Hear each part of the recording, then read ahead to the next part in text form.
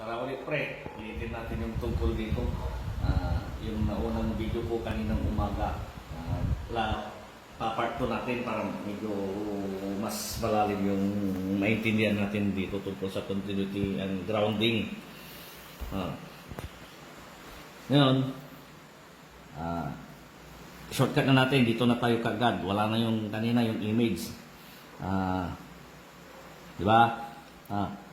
Hot wire.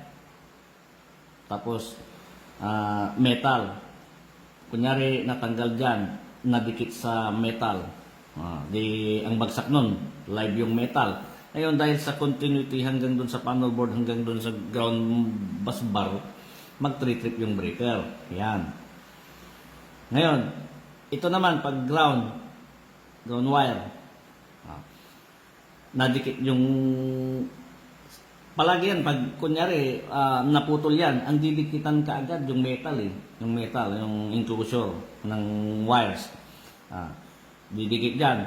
Ngayon, kunwari mahina na yung continuity nitong metal enclosure.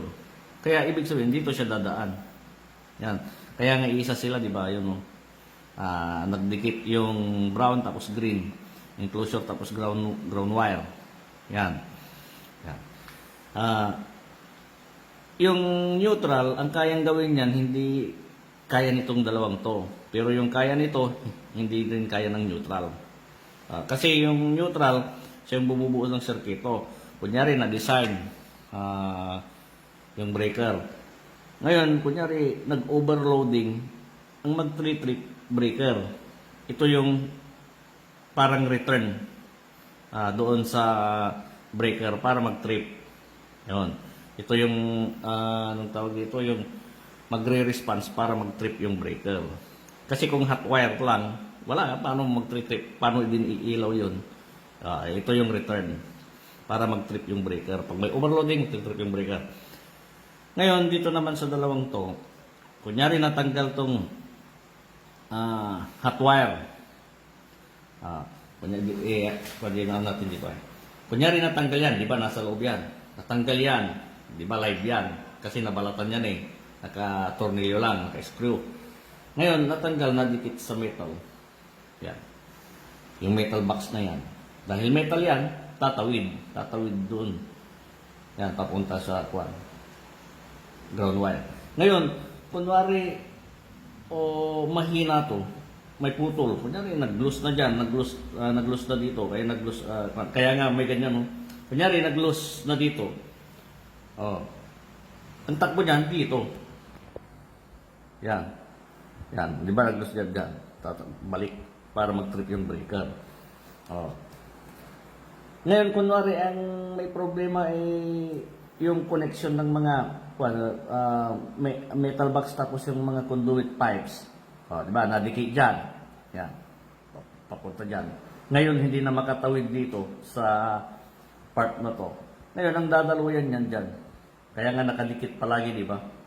May dikit palagi yung ground wire sa metal box. Kaya nga dapat sabi ko, di ba, metal. Lahat. Kunyari, hindi na makatawid dito yung kuryente, dyan tatawid. Yun. Kung saan ulit yung metal na may continuity, dyan tatawid yung buong kuryente.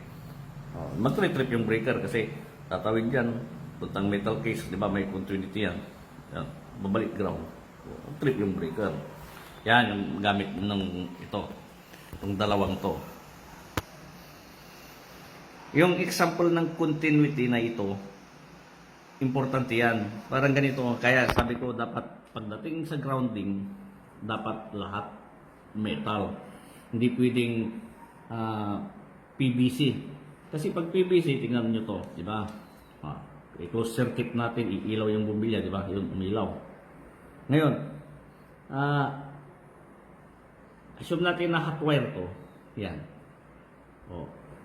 Pag ginawakan mo yan, kunwari pag live yan, kuryente ka dyan. Yan. Ngayon, kunyari PVC, ito na yung return. Ito na yung return. Di ba, return mga ito. Assume natin na ito ay return, itong wire na to. So, maliban dun sa neutral. Assume natin. Yan. Hindi iilaw. Kasi hindi makatawid.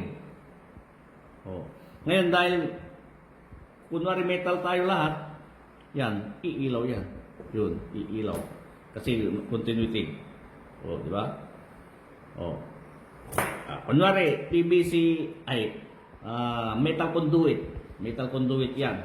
Tapos ito yung mga boxes. Yung electrical boxes. Ito. Dikit natin sa dulo. Yun. Iilaw pa rin, di ba? O, di ba? O.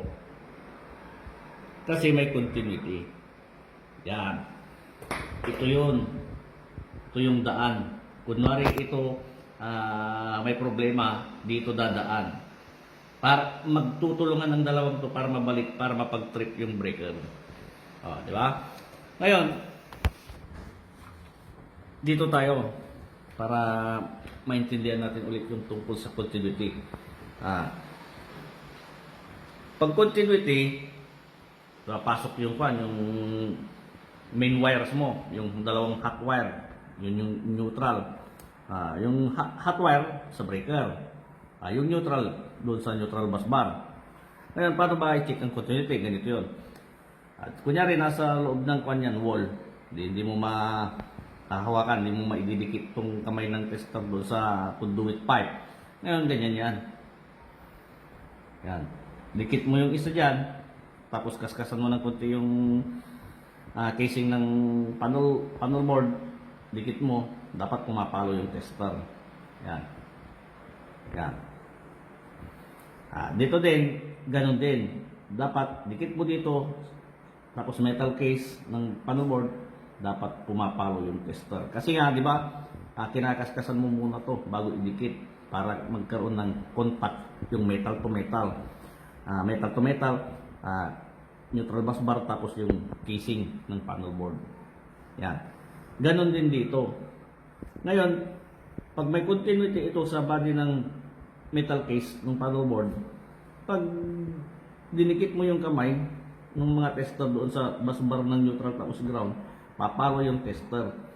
Dahil dito nadadaloy yung kuryente dito sa body ng casing ng panel board. Yan. Papalo dapat. Kunyari, check din natin yung mga branches. Ang style dyan, dikit mo dun sa conduit pipe. Kunyari, suksok mo ganyan. O kaya dito, kung okay yung continuity. Kunyari, yung metal pipes dyan sa loob. Pasok mo to, tapos yan. Kung okay yung continuity, pwede dito ka, EMT connector, tapos yan na. Dapat pumapalo yung tester. Kung ano yung ginawa mo dito, pare-parehas na dyan. Yan. Ngayon, pag sa branch na tayo, ganito din ang pag-check ng continuity. Yung conduit pipe, ipasok mo yung kamay ng tester, tapos sa metal box. Pag plastic yan, hindi papalo talaga. Kaya dapat metal. Yan, para sa continuity, para sa grounding. Ngayon, pag pumalo, kailangan din doon sa screw. Para sure mo na, kunwari may problema yung metal enclosure ng wires mo, sure na dadaloy doon sa grounding wire. Kaya dapat doon, tapos doon. Ngayon, pag papasok ka na dito, dapat conduit pipes, pasok mo doon sa conduit pipes, ganyan. Tapos, metal box, tapos sa screw ng grounding wire, kung saan naka-screw. Yan. Yan. Pagdating dito, ganun din. Dito ka sa conduit pipe, metal box, tapos kung saan naka-screw yung grounding wire.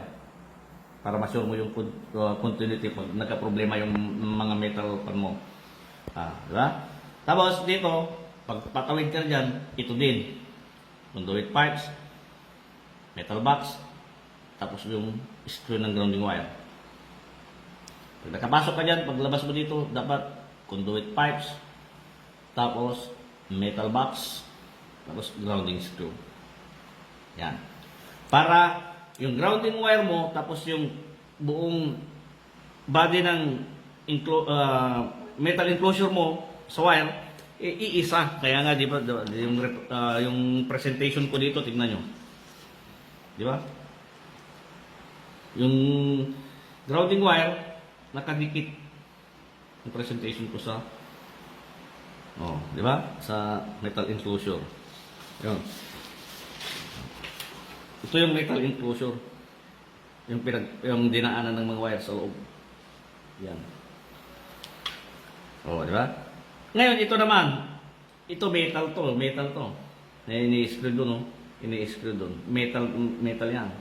Kaya, pag naka-screw na siya doon, pag ginanyan mo siya, tester, o kahit di pa naka-screw kasi may connection na siya sa grounding wire, iganyan mo lang siya, papalo din ang tester dyan. Metal to yung actual nito. Yan.